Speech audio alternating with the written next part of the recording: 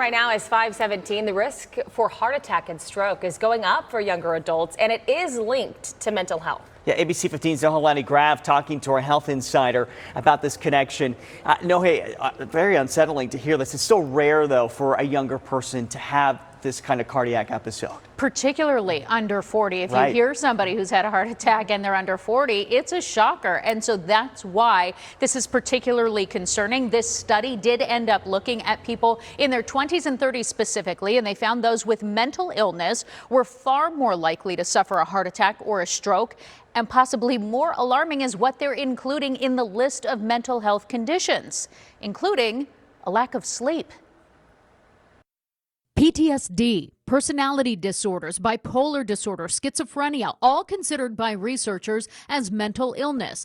But they also counted anxiety, depression, and insomnia among study participants. Actually supports other data that we have around the role of stress as well as poor sleep. Health data from more than 6 million people was looked at. Those ages 20 to 39 did health checkups over a 3-year period and were monitored for cardiac issues over the next 6 years.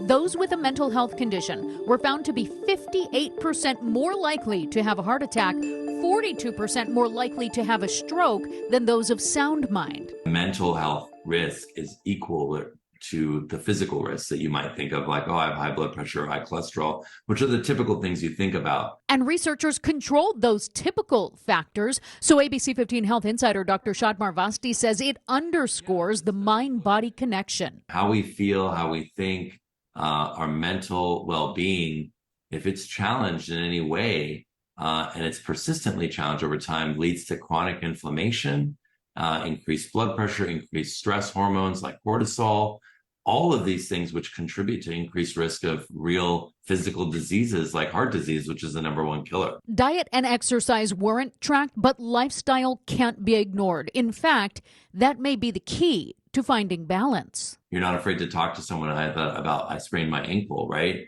You should also be open about any challenges you're having about your mental health.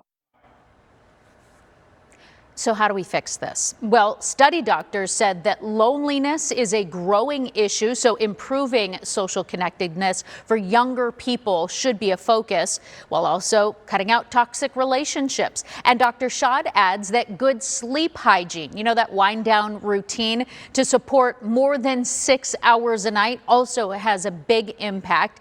And you've got to find time to clear your head every day. Also, this one is pretty actionable, guys. Aerobic exercise can have a similar impact to some of those mood stabilizers as well.